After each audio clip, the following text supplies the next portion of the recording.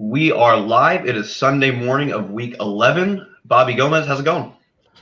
Going good. Just hanging out, getting ready for this slate. Feel like we can jump right in. Yeah, we had some good Schefter bombs last night in the middle of the night, so I think that'll be exciting to get into. First game I have on my slate is Dallas versus Detroit. Detroit are 7.5-point home dogs, 46.5-point total. We know that Stafford is out. Ty Johnson is in. I think that's all the news here. I guess there was like Amari Cooper popped up in the practice report, but he's fine per usual.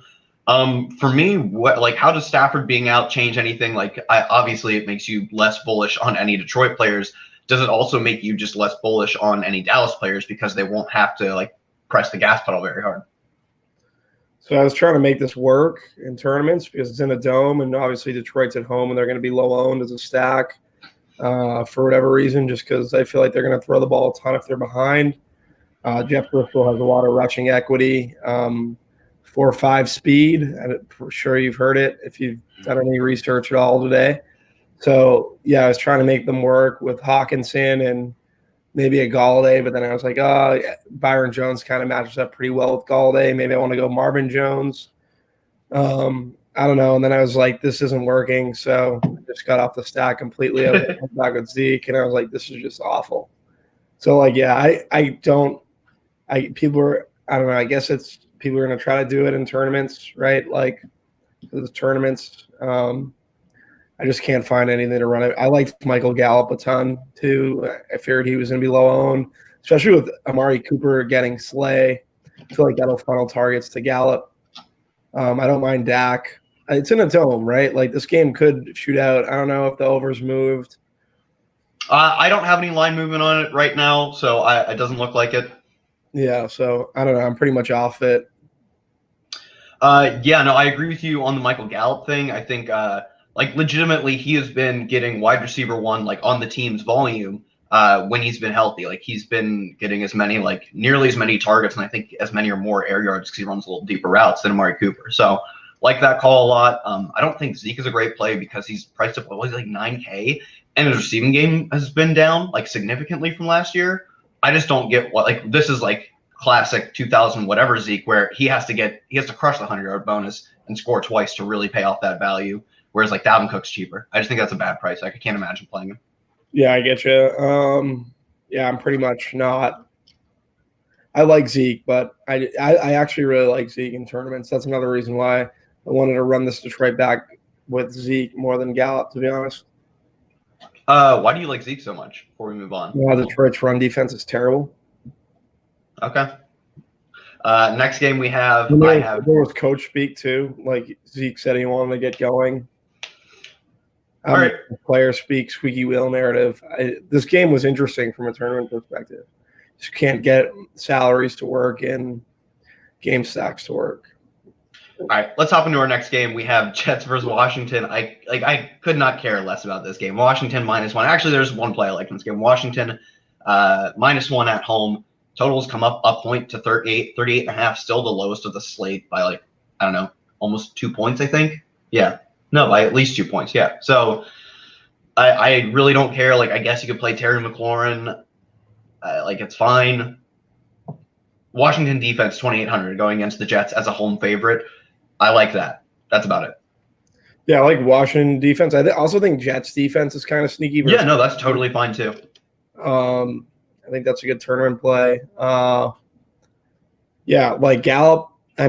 I'm sorry. McLaurin's fine. It's a one-off. It's tough to run him back if you want to run him back with Anderson. I don't know, or Le'Veon, but I don't know what the total is in this game. It's not something I'm going to be I'm not trying to run guys back in this game. You know what I mean? I think the total is 38. Yeah, it's 38.5. I just can't find a reason to play. On the Jets side, they've got an 18 implied team total. Even on Washington, they have 20.5. I think you can just run back better underdogs in other games and get as many points. So yeah, I think it's different than last week too, right? The Jets and the Giants were both in the Meadowlands. The total is kind of low there. Obviously, Daniel Jones and that Slate and Golden Tate stack was pretty viable, but both of those teams don't play any defense. I feel like Washington's defense has been better this season, been pretty good actually. So they've been better than like the teams that are awful this year have been like Cincy, the Jets, Miami. They've been in just like fantasy points a tier above all of those teams. Yeah. I think they've been actually one of the like a middle of the pack defense all year, maybe a little bit. I don't know above that. Like they held San Francisco. They did pretty well versus the Patriots for a couple of quarters. Like just in terms of performance, yeah, it's just not something I want to target. Yeah, agreed. Next game, much more worth targeting for me. Saints versus Tampa Bay. Total has moved down 1.5 to 50, and the Tampa Bay Buccaneers are 5-point home dogs. The hard thing for me in this game is everybody is so incredibly priced up that you can't full game stack or even close. Like you can't double stack wide receivers on the Buck side because they're so negatively correlated, and because I think even if they were positively correlated, like they both have to get to like 30 realistically to get like a 4x value. It would be like 28. I think they're both like 7.5. It's like 7.3 and 4. You're not going to get two receivers on a team going for 30, and then you have to pay up for Jameis Winston a bit. I think I'd rather run this game as a one-off, so it's like running Chris Godwin back with Alvin Kamara, and that's it. I don't know. What say you? Yeah, Godwin or Evans with Kamara. I think Kamara is a really good play on this slate. Like people just aren't going to play him, and just because of how good Tampa Bay's run defense has been both his running backs, but Kamara does it in the passing game as well. And just one screen pass and one missed tackle, and bye-bye. And it could be a slate breaker at 7,400. Like Kamara would be the best leverage off CMC, I think, for me at least. I think Kamara is a really good tournament play this week, and I think do you know who do you think will be more owned between Godwin and Evans? And I know isn't Marshawn Lattimore they're both extremely low owned. Really? So that's the thing is like this Tampa Bay, because everyone's priced up, they're not going to be highly owned.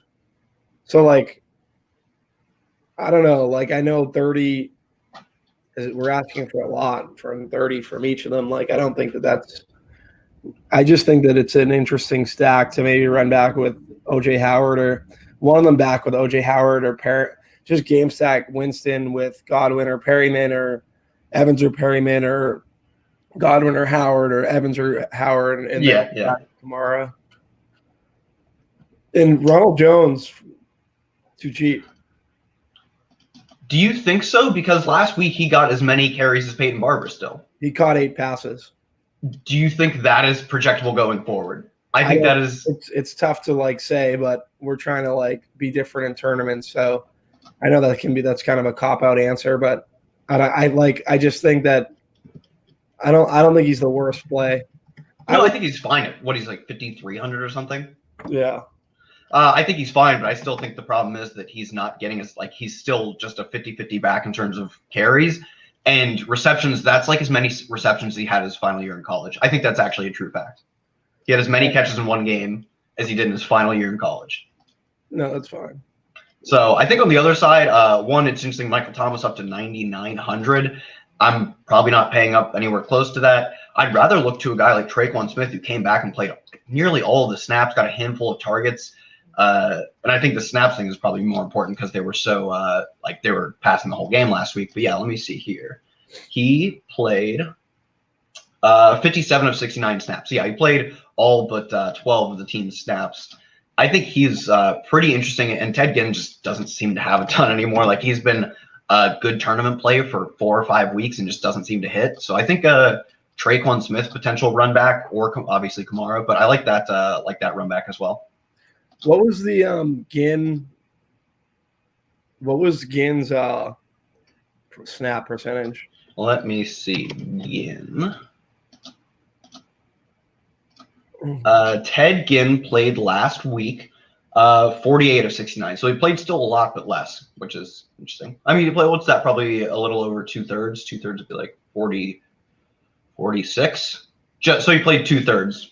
So, like, a lot of higher stakes guys played Ginn last week. Like, I wouldn't mind just playing Ginn. Last thing, Michael Thomas at 9,900, I guess. Like, is that the time we jump off? He's fine in tournaments. I wouldn't play him in cash. You can't play him in cash games at that price. All right, let's hop into our next game. We have Denver versus Minnesota. Minnesota are 10.5-point home favorites. Totals moved up 0.239.5. On the Minnesota side, Adam Thielen out puts Stephon Diggs firmly in play. Old BC Johnson is a guy who I think the first time that Adam Thielen was out was a target for me, but I think we've seen like Laquan Treadwell get a little more run. I think they activated Josh Doxson from IR designated return.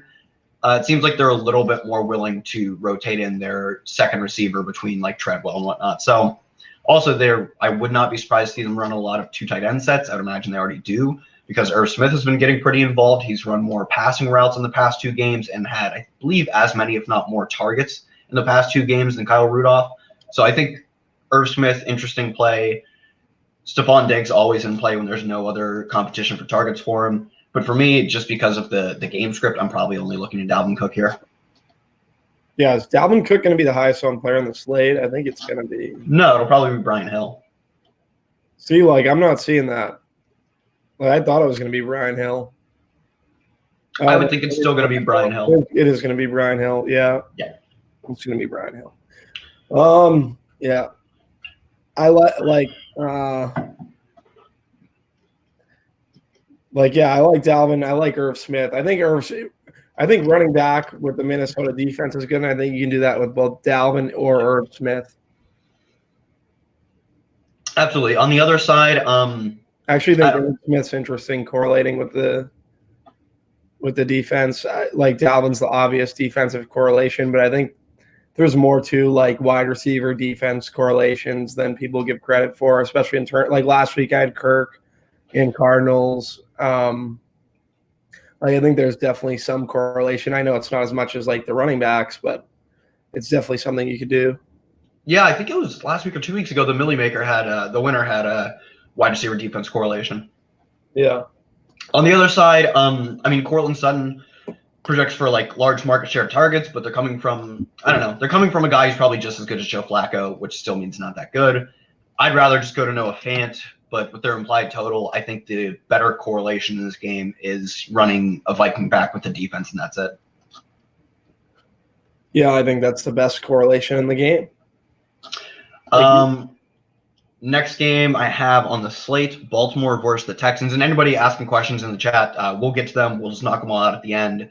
But feel free to fire them up, and we will certainly get to all of them. Next game we have on the slate, Baltimore versus the Texans. Baltimore are 4.5-point home favorites. Okay, so the line has moved up too since opening in this game from 50 to 52. Lamar Jackson, I haven't gotten off of him cash. You just get so much rushing equity by playing him. And now that the line's moved, both of these team totals have moved up a point exactly. So I guess the totals moved. Both these teams projected for a point more than when it opened. 100% just playing Lamar Jackson in cash. I'll probably I wonder what his tournament ownership is going to be like.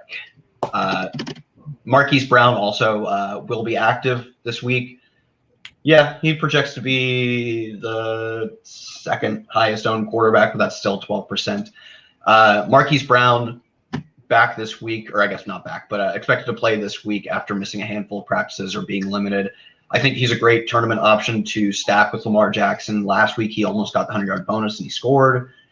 Basically, anytime he's on the field, they target him a ton. Like, he is a guy who, like, routes per snap is extremely high. So if he can get on the field for a whole game, he'll probably just completely go off.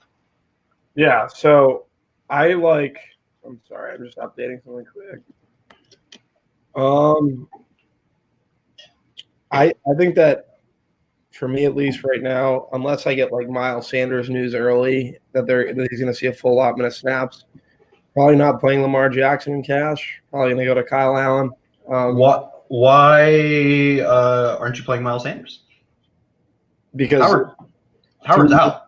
No, Howard's out. Yeah, but they want to run all these other guys too, and I'd just be surprised if they're able to get J.J. in there on what he signed Friday on like no practices essentially. He's been on the team before, so he knows the offense. That's the thing that's a little. Yeah, no, I don't disagree that it's better than a different signing. I still think we're going to get a large enough share of Miles Sanders I'm playing in cash. So. Okay, no, that's fine. Yeah, if I also think another way to pay down in cash is Kenyon Drake, who they've said is now going to get a majority of the team snaps. I would not play Kenyon Drake in cash games. I wouldn't hate it. Why wouldn't you? I'm not I doing it. don't know. They said he was going to get the majority of the team snaps. I'll pull up the exact wording, but something like I'm paraphrasing, but it's something like that. And that backfield as a unit has been I think one of the top 3 or 4 most productive units, and they also pass to the running backs a lot. I can pull up the exact. Oh no, Bob Harris tagged you and I on Twitter and said, "Ask any of these guys questions." Now I'm getting bombarded. Oh shit. Yeah, I don't know. All right, back to this game though. So on the Baltimore side, I'm not straying away from Mark Andrews or Marquise Brown. I don't think I think Nick Boyle's been targeted 4 times in each of the past 2 games. I don't know. I don't hate it. It's fine. They run so many 2 tight end sets. Yeah. Anything outside of that, I guess one other way that you could leverage this game is running Watson stacks back with Mark Ingram, just because we saw, I don't remember what game it was that Mark Ingram punched 2 or 3 in. If that's how the game plays out, that's the nut leverage. So I actually think that's pretty interesting. Yeah, I don't really have anything to support that. It's just a game theory. Deshaun Watson. If it was another quarterback, maybe. Why do you hate Deshaun? I don't know. He's not. I don't get him right. So I'm definitely not going to play versus Baltimore. All right, here's the exact quote. Sources say that it will be unclear who the actual starter will be. Kenyon Drake should receive the bulk of the carries and touches. A bulk or the bulk? The bulk. Who's this from? I think it's from. Let's see. Oh, this is from Rab. Okay. Yeah, this is from. I'm probably still not doing it because I think there is always that risk that's kind of just like coach speak. For Miles Sanders and Cass. Yeah, so do I. But if you thought that Jay Ajayi could eat in that, there's risk with both players, I guess. Miles Sanders isn't the lockest of the locks. I can see the argument for Kenny Drake. I'm not doing it, but what? His range of outcomes is a lot better. Yeah, I still feel better about Miles Sanders, especially at his price. He's the backup. I think he's 4,100. Actually, I'm looking at it now. I don't. But at his price, I think what is Drake 54, 56 probably? 54. And Sanders is 41.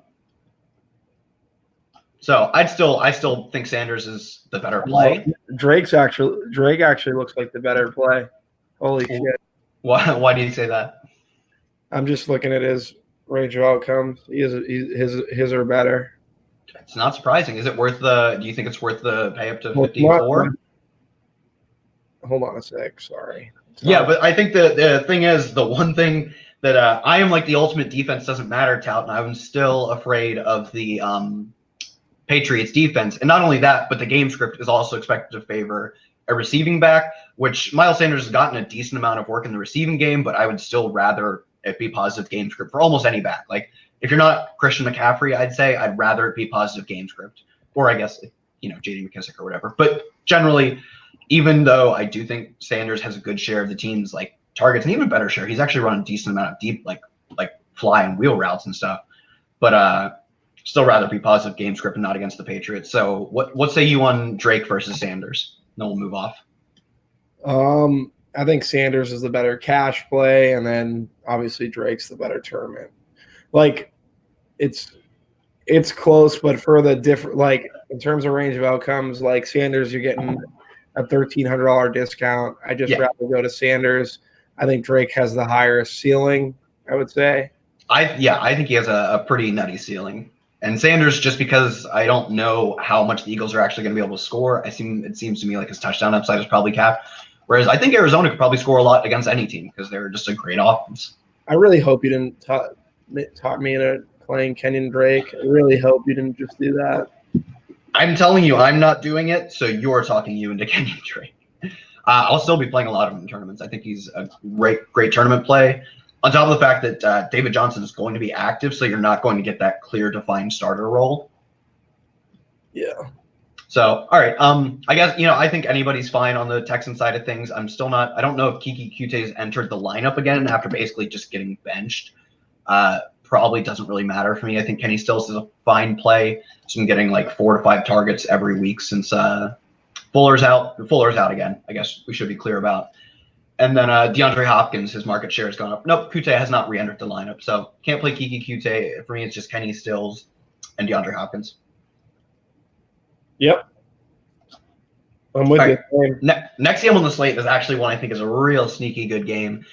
It is Josh Allen and the Bills as 6.5-point favorites in Miami. The total has moved up 2 points. I think that's the tied to the biggest upward movement on the slate.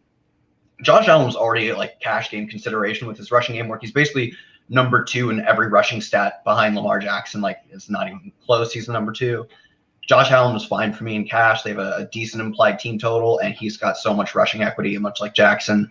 Plus, Miami has just been shredded basically by every team, no matter what, but specifically through the air. So I think for me, Josh Allen probably not edging out Lamar Jackson in cash, but it's a totally fine play for me. I wonder what John Brown ownership is going to be like, because this has very like reminiscent. I don't know how you're getting to Lamar Jackson in cash. Still don't see that. Because you can play Brian Hill at 4 whatever and Miles Sanders at 4-1. So that was kind of the construction like I had last week. I just don't think that, like with the running backs that you're going to have to compete with, that's going to be like the viable route this week. Are you playing DJ Moore? Yeah. Yeah, I got to figure out this build, dude. Yeah, I think the only thing that I really feel like I'm missing out on is I think Josh Jacobs is going to be super highly owned for good reason. We'll talk about him later. That's the one thing that I would like to get him in my cash game lineup, but I'm obviously just going to play Christian McCaffrey again. No, I think that, yeah. Yeah, no, I would be afraid of Josh Jacobs burying me because it sets up so well for him, but I don't know. There's a lot of players who can bury you on any slate. So in the Miami game, for me, the Miami side, I'm not sure how Devontae Parker is going to handle Tre'Davious White, which makes me think Mike Gesicki at 3,500 could see a lot of targets. Couldn't pay me anything to play Kalen Ballage after he got like 20. But I think you have to consider it. I mean, like, yeah, I considered it just like every week I look at Adrian Peterson's price and say, nope. But 4,300 versus a team that funnels to the run, and they're at home. He could see 20 carries. You're not gonna play him. No. He had 2 receptions last week, for what it's worth. Yeah, no, he got 4 targets and did nothing with them. 2 receptions for like 2 yards or something. I don't know. He's just a bad player on a bad offense. I'm not sure. Like, I get the volume argument.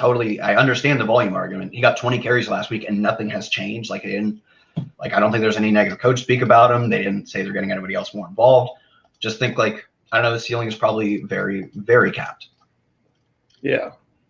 Like, I get it though. It's fine. It'll be a different build. I don't think anybody's going to play him for the reasons I stated. On the other side, right now I have John Brown projection of ownership under 5%. That just means like it's just the nut game. Like, because it is very reminiscent of the Will Fuller week where everybody knew Will Fuller was going to go off. This matchup sets up perfectly for John Brown. Also, Miami's been targeted by the deep ball at like an extremely high rate. John Brown, his price has gone up, but his points really haven't gone up, despite the fact he's like top 5 or 6 in air yards. I don't know. It just sets up for the perfect John Brown game, and people don't seem to be on it.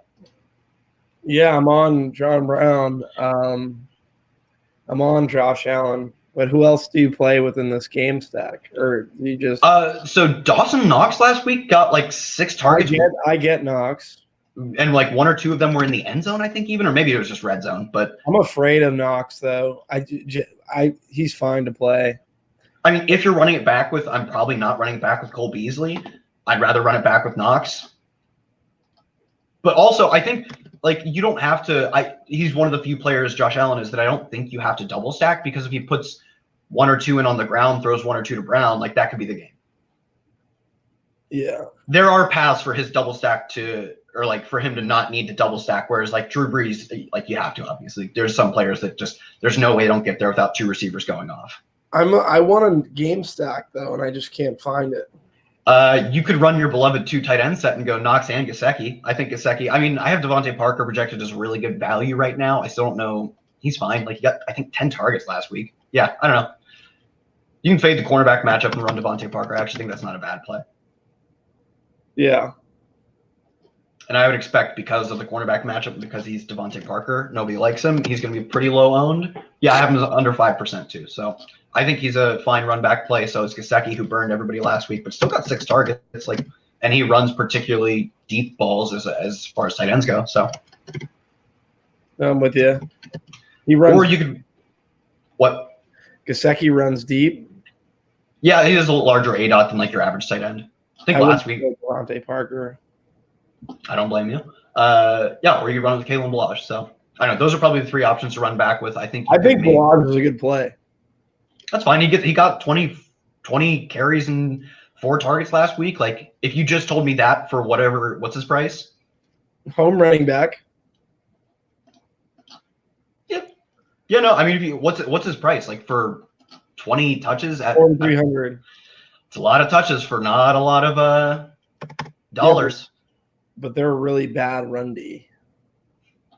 I don't buy into that as much, but you had me at 4,300. Just look at it. All the stats say it. Just look at it. They run funnel.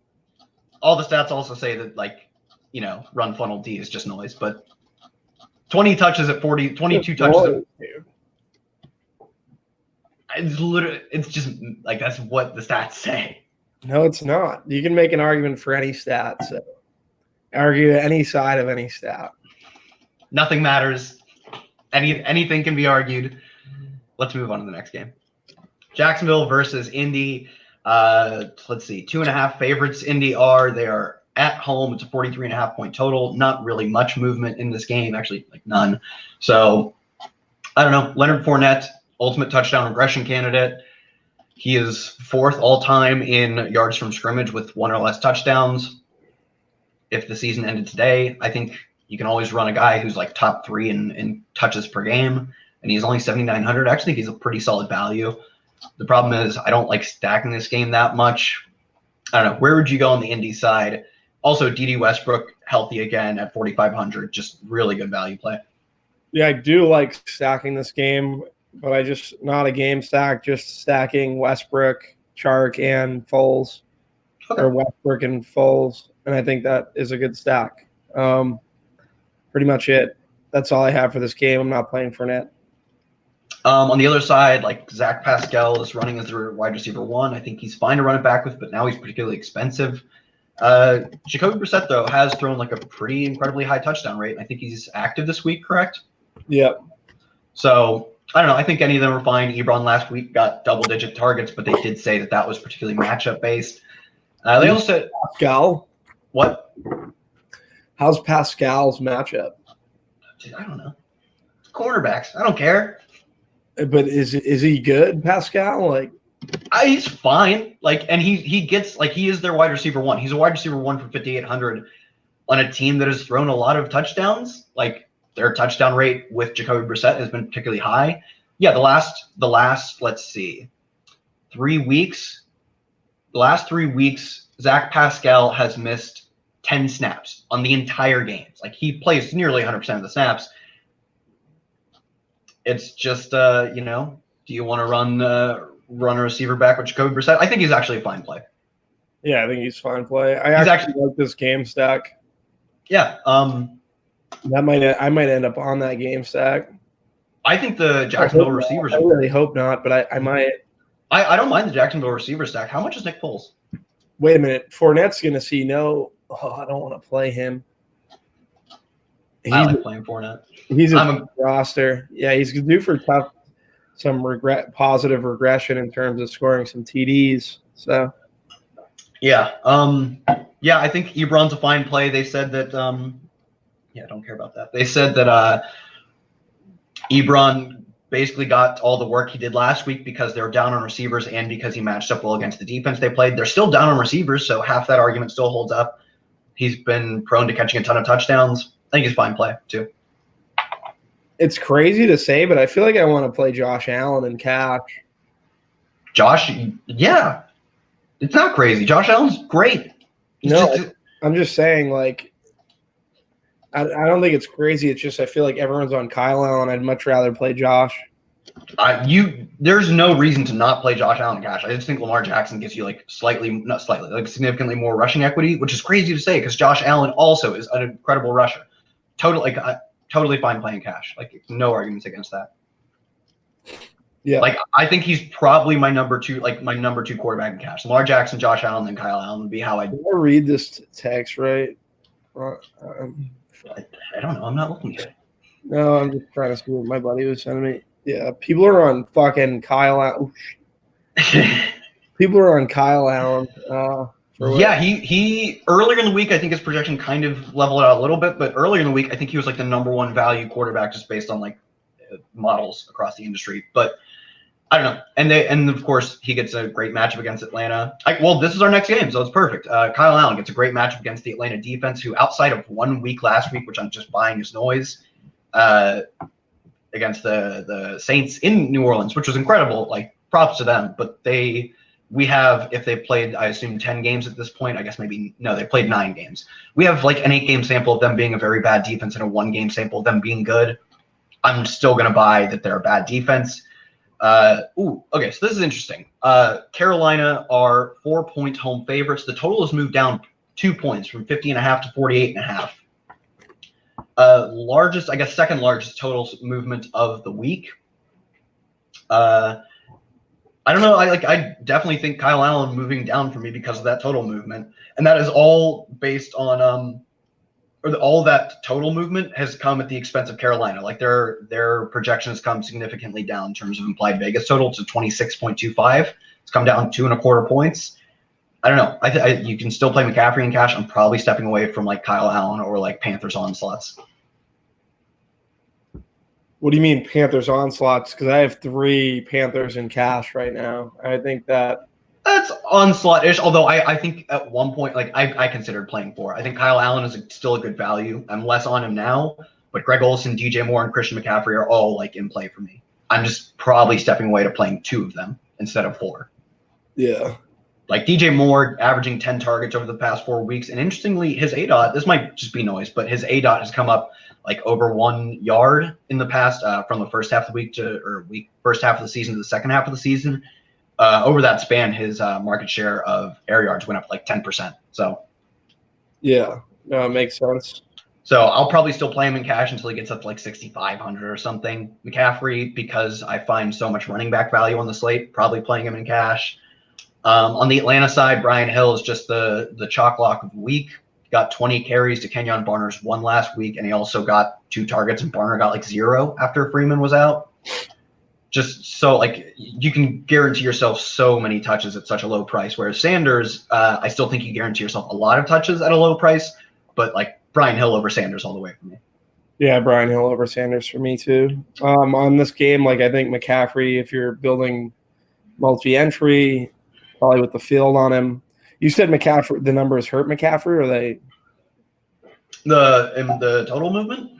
No, like I don't know. McCaffrey's fine. McCaffrey's definitely a cash game play, right? We're of that opinion. I feel like that's. I am of that opinion. No numbers will ever hurt McCaffrey. There are no numbers you can ever show me. McCaffrey guys. Yeah, like there are no numbers. Like it was the San Francisco defense where they're like, oh, he's on the road, they're dogs, and it's a great rushing. It's a great rushing defense. You can't play him against the San Francisco rushing defense. They'll shut down any running back they've ever seen. And like, no, play Christian McCaffrey. Okay, play Christian McCaffrey. On the Atlanta side, Austin Hooper out. I don't think that really matters for their other tight ends. Jaden Graham is like a special teamer. Luke Stalker, just Luke Blocker, not playing either of them. I do think it should help get some more targets to Julio Jones, whose target share has been down from last year. Basically, I would assume just the expense or like just because of Austin Hooper. Calvin Ridley has been way target share down. Probably still not playing him just because he's really not getting the volume. I don't know if Hooper is enough to push him to the point where I want to play him. Russell Gage still underpriced at like 3,300 or something. Has like, I don't know, double-digit targets over the past 2 weeks, playing basically just the Mohamed Sanu role at a slightly, suppressed value. So, are people on Russell Gage? I don't know. See, I'm guessing not, basically because his ownership percentage is like 6.5. So, yeah. If he's that owned for, I don't want to say a thin play, but like I don't know, he can get 5 slot targets and get like a 3 for 32 line. So I don't know, probably won't play him in tournaments then. It was better last week when he was like 1% owned or whatever, or 0.1% owned. Yeah, it makes sense. So I don't know, maybe just go up to Julio Jones. I'm with you. Yeah. It's pretty much every angle in this game. Like we talked about, Greg Olsen got like 10 targets last week. They had to pass a lot, but I still think he's firmly in play. Curtis Samuel, interestingly, I think Curtis Samuel has like a negative correlation with McCaffrey in the lineups where you don't play McCaffrey. Maybe running like a Kyle Allen, Curtis Samuel, Greg Olsen stack in play, or just run Curtis Samuel and that's it. Yeah, I get that. Outside of that, I think we covered pretty much everybody in this game. The next game, this is interesting. San Francisco versus the Arizona Cardinals. San Francisco are 10.5-point home favorites. The total has moved down 2.5 points to 43.5. I probably wasn't stacking this game anyways, but now I don't know. San Francisco's implied team total is down nearly 2 points. Arizona's is down about a point. I think we talked about Kenyon Drake before, so we'll move off of him. Christian Kirk's still not getting the respect he deserves. His ownership, it was like the week Stephon Diggs completely went off, and then nobody played him the next week. So yeah. I'll probably still be playing Kirk this week. Yeah, he's projected for under 5% ownership, despite going for 40 last week. I just think he's still a great play. Yeah, that's funny that people have caught up that much. Justin's probably playing him, but yeah, people have jumped the shark in terms of fading game logs. People have finally learned to they've learned too much. Yeah. It's like Christian Kirk's still projecting to get pushing on double-digit targets. I get it. I don't at his price at 6K, borderline cash game play for me. I just think DJ Moore is better. I think Christian Kirk is 59, right? 57. At that price range, DJ Moore is a better play in my opinion. You just get so many more implied team total points. But Kirk is a really solid play as well. On the other side, we have George Kittle out, Matt Breida out, Emmanuel Sanders expected to try and play, but they were very kind of cautious with their words. So I would not be surprised to see a very limited workload, or he could even just go in and just step right back out like Adam Thielen did a few weeks ago. Deebo Samuel, not quite the cash game lock as he was when I thought Emmanuel Sanders wasn't going to play, but I'm still playing him. I still think the number 2 receiver on a team. Is Emmanuel Sanders playing? He is playing, but they said their exact words were something like he's going to try and play and he'll be active. Okay, good to know. I'll take him out of my little bit behind. Let's see. So yeah, do you think that's enough to not play him then? Obviously, it sounds like it, but it's enough to get me up to Dorsett. Do you know if N'Keal Harry's playing? Yeah, he's playing. You think he eats in? Yeah, he probably eats in. If there were any player I don't think at all he eats into Julian Edelman or Mohamed Sanu. I would think it'd have to be Dorsett. But also, if they were smart, which they are, I expect to see them run a lot of 4 wide sets because their tight ends are awful. I think Dorsett will see enough within this game script. Dorsett's a bad matchup for this team. Every receiver's a bad matchup for the Eagles. They suck. Every receiver. Yeah. Especially Dorsett. They have a lot of really tall cornerbacks that just won't be able to run with Dorsett. Dorsett's not great, but he's just he runs good routes. He's an interesting matchup for them on the outside. I think he's a pretty difficult cover for them. All right, before we move off of Arizona, San Francisco, any interest in playing Tevin Coleman with Matt Breida out? Because in my opinion, it doesn't make a big difference. I'm sure it funnels some carries or catches to Tevin Coleman, but I really just think it puts Raheem Mostert in tournament play. Yeah. No, I'm with you. I was gonna say if you needed the salary savings, but they priced up Ross Dwelly. No, I'm not playing him. Yeah. Not really playing anybody outside of, I think Debo's still a fine play, but now it's more viable to get off of him. Now he's also, I don't know if he'll probably still be pretty owned in tournaments. I think that's a great reason to fade him. Yeah. We just know how fragile high ownership receivers are. And now that Emmanuel Sanders is playing, and also he's got the greatest history of coming back from injury after basically beating an Achilles tear faster than anybody else ever has. So if anyone was ever to guy in chat who said Drake is crazy talk. It's only one of the best backfields in the league. That's it for San Francisco. I think Debo's still in play, but given his tournament ownership, I'll probably be fading him. Not playing Emmanuel Sanders because I think he's like such a fragile play. He could go out and get hurt immediately, re-aggravate his injury, or just not play during warmups or something. I don't know. On the other side, Christian Kirk very much in play. David Johnson dead to us all. Kenyon Drake in play for cash despite the chat. Yeah. All right, next game, one we were just talking about. The Eagles are hosting the Patriots. They are 4.5-point dogs. That line has moved 1 point against them since opening. Total is down from 45.5 to 44.5. Yeah, I guess this starts with me with Miles Sanders now that Jordan Howard's out. Still playing him over Drake and Cash, although Drake is cash viable chat. He's going to get crushed. I guarantee you now he's going to go out and get crushed. David Johnson could put up a career game somehow. But yeah, Miles Sanders has gotten a decent amount of receiving game despite Jordan Howard getting all the work. Now he's going to get the rushing work. Like JJ could eat in a little bit, but you could say the same for like Kenyon Barner for Brian Hill. Like, of course, there's like no running back that's not Christian McCaffrey is going to get 100% of the team snaps, carries, whatever. Miles Sanders has enough market share at 4,100 that I think you just have to play him. Outside of that, I think Zach Ertz still in play. 5K for a dude who got like 10 targets last week, who's in like top 2 or 3 in the NFL in targets and air yards and everything. Dallas Goedert is probably another one I want to see his ownership on. Basically, whenever they don't have Deshaun Jackson, which has been most of the season, he gets on the field a ton. They won't have Jackson this week, who was on IR a week or two ago. Now they won't have Alshon Jeffrey, so I expected them to basically run 2 tight end almost the entire game, or at least a lot of it. And, of course, Dallas Goedert's been incredibly efficient with the volume he's gotten. So at his price, I think I'm still probably running him back with a Patriot. I don't think he's a guy I think he's a guy who probably still needs a decent game to get there, as opposed to Zach Ertz, who can just get there on 10 targets. But on the Patriot side, where are you going? I think Sanu's interesting. I like correlating him with the defense. Edelman is another one. Dorsett, like we talked about. James White. Patriots Zacks are going to be pretty low owned for what we're seeing, but I feel like they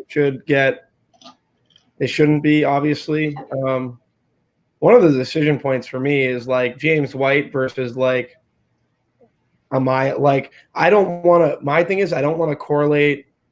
I want to correlate Sanu with the defense. I know it sounds like people just don't do it, and wide receiver defense correlation works. Like I said, Sanu catches a lot of low ADOT throws. He's kind of like a running back, caught 10 targets versus Baltimore versus before the bye. Like, I think he's just going to be low owned for his price. I think he should be higher priced. Just a matter of like who I'm fading. I like the like that. This is what's difficult for me is I like the Patriots, but I like their receiving core. I know they're going to have to throw a little bit more than what they usually would. I just can't figure out who they're going to throw to. It's something that a lot of people have difficulty with. I've had like success in the past trying to figure out Patriots what they're going to do in terms of like offensive concentration. I don't know. This week I'm just kind of confused because you have Harry now in the mix, and I don't think he's going to see a ton of snaps. I think he'll hurt, like you said, Dorsett a little. I like Sanu, but he's running from the slot more. I like Edelman a ton, but he's 7,800. Like, it's just a lot of money to pay. I think a guy who could go overlooked is Burkhead in the passing game. James White in the pass. James White is the guy I want to play in the passing game. I just can't. I don't know if I want to fade who I'm going to fade as my running back. Am I going to fade like Miles? Then I'm not playing. I was going to say, yeah, you lose so many good running backs by playing James White, who's a fine play, but he just doesn't have the insane projection from the other players. He also has to compete with 2 other backs for touches, which isn't like Brian Hill doesn't have to do that. Yeah. Miles Sanders doesn't have to do that. So it doesn't seem like it's the optimal play, right? Like, I don't know. There's value in this game. It's just a matter of like identifying it, and it's really difficult to do that, which in some senses makes it like more viable of a game to play because there's value in the unknown. If you can figure out the correct unknown, then you're going to be in a good spot. I don't love the run back. Like but that's the thing is, can I play Patriots defense and go to or Sanders? Like, that's my big thing in my head. Like, I don't want to go against that correlation because I know it's negative, but I think it can still be done, right? Would you say so? I would say it can still be done, especially, if you're just running one of them. If it was still being done, which makes sense, basically all of the players on this team are relatively low ADOT, which helps. I think the thing is you want, if you're correlating or you're like running that negative correlation, you want the player, I guess the Philly player in this case, to be a player who can basically get there on catches, which still says to me Zach Ertz, which still says to me even Dallas Goedert to an extent, but I'd probably maybe look to Zach Ertz because he could get there on a 10 for 100 no touchdown line, essentially. Yeah. That's like basically the ideal scenario is Patriots defense crushes them, but you still you don't need the touchdown to get there. Which kind of makes sense with Zach Ertz. You can just run an offense through him, even if it stalls out. You can still get a 3 catches on a single drive with him. So that's probably I guess that's the logic I'd explain it with. But yeah, no, I'm with you. In terms of the Patriots wide receivers, I don't have any great insights. Both Mohamed Sanu and Julian Edelman played every single snap last week, which I guess that'd be an interesting stack is running both of them because you think of them as competing with each other. But last week they didn't. They correlated very well with each other, both getting 10 catches, I think. That's a good point, by the way. See, that's the thing is I like that, to be honest, looking at it. Yeah, and it's good because Sanu also didn't get priced up last week despite getting 14 effing targets. He's cash game viable for me at the volume he's seeing since joining the team. Now it seems like they've got him fully integrated. He literally played every snap. I think he's cash viable. I just don't. Yeah, he's definitely cash viable, and his ownership's extremely low for what it should be. I don't. My thing is deciding. I want rushing equity out of my quarterback, and I just don't get that with Brady. Yeah, I mean, I think that's just part of the sacrifice. It's the same thing. If you think Drew Brees is ever a tournament play, the same thing can be said of Tom Brady. Of course, I'd rather have my quarterback have rushing equity, but I don't know. I think that's something I'd consider more in cash for me because I don't think it's is the greatest ceiling. Also, quarterbacks who have rushing equity can kind of eat up game clock. Whereas Brady can basically end a drive in one play to Dorsett. So, yeah, no, I get that. I think that's probably everything in this game. Last game of the slate, we have the Raiders versus the Bengals. Raiders are 11.5-point favorites. 48.5-point total has not moved. The line has moved 1.5 points in favor of the Raiders. They have a 30 implied team total, and I really don't want to play Josh Jacobs, but oh my god, yeah, I think you have to play a Raider in cash almost. I feel like you have to get some of your salary invested in the highest implied team total by a considerable margin too. Right now, it looks like the 20.25-point implied team total of Baltimore is the second highest. You are getting a lot of scoring equity by playing Raiders. Yeah, no, I get it. I think Raider stacks are pretty interesting. I'm not sure Josh Jacobs is going to be super popular. I want to see how popular Derek Carr is going to be. Just because they have so much scoring and they have guys who can really rack up volume. I think the past few weeks, Hunter Renfro's presence has probably been what's hurting Darren Waller. I still think Darren Waller's a fine play, but I do think Renfro is a really interesting play at 4K. I like him, Renfro. I think that's a good call. Jacobs is a really good play. This game is such a high total, but it's just tough the game stack, which is really interesting with the total. There's just not a lot of guys I want to play on the Cincy side. And in terms of the Oakland side, there's not much I want to play either because I feel like Derek Carr is so hinged. His ceiling outcome is so hinged to the Cincinnati being able to compete in this game. Yeah. Yep. No, I completely agree. It'd be more Jacobs. And maybe Tyrell and Waller are good plays, but I don't want to stack up the Oakland side. Hear me out. What about a Bengal stack? Because you don't. I don't hate it. I don't hate it. I don't know how you're going to do it though. Well, what do you mean? I just don't. There's not enough Tyler Boyd. I guess 100% Tyler Boyd. We were targeting guys but they don't have any burners. If John Ross was there, I'd be more interested. Yeah. Auden Tate's been running deep routes. He runs them so slow, but he runs I think he's up there in terms of the team's air yard share. He runs them slowly, but boy, does he run them. Does he catch them though? Probably not. He's bad, but I don't know. Do you bet on the volume above all else? Yeah, I guess you could. Right? Yeah. I mean, this is a deep tournament play. No, But I think it's fine. I think it's fine. Then the other thing is their quarterback has no rushing equity at all. yeah. And he's not. He's not. You think he's going to throw for 4 touchdowns? Like, No, but what it was like the Matt Schaub week where he threw for 400 yards because the Falcons. but he was in a so much. dome. He was in a dome. Do you think that's what did it? He looked up in the ceiling. He's like, "There's no sun." I don't know, dude. It was, in my opinion, it was because they are at the time. I believe they were the number 2 team in terms, or maybe even number 1 team in terms of pass play percentage, and they were getting annihilated. So he threw like 50 times or something. And the Bengals are expected to get annihilated, and they're like one of the top 2 or 3 teams in terms of passing percentage as well. Maybe not after last week because they ran 30 times, but realistically, they're one of the highest teams in terms of how often they pass. They're expected to get crushed. I think that would probably be how I'd get there, is like 1 to 2 touchdowns, but just throws 50 sometimes. Yeah, I'd rather go with Tom Brady. Oh, I mean, he's projected better. I think, on Tate's a deep tournament play. Tyler Boyd. Love me some Tyler Boyd. Like top 6, I believe he's like 6th in the NFL in targets, has 1 touchdown, hasn't, like, I don't know. I don't think he's just a bad play. He's just gets so much volume. I'm with you. That is the entire main slate. Let's go over. We have a bunch of questions. I'll start with the Ask Questions section. Kyle Rudolph or Darren Fells, 1 point. Darren Fells. I think the Kyle Rudolph thing is such a mirage. Yeah, I'd play Irv Smith before. Yeah, absolutely. PPR, Cooper Kupp or Keenan Allen, close call. Stuff like what? Never mind. Just keep going. PPR, Cooper Kupp or Keenan Allen. I'd probably play Keenan Allen. He's getting a ton of targets over the past few weeks, and he plays a Kansas City defense who, regardless of how good their defense is, their offense forces you to play so much.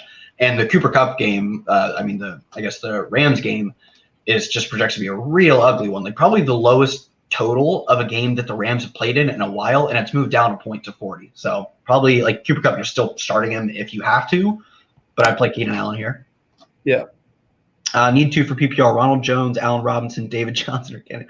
Don't play David Johnson. Like he could be cuttable in 3 weeks.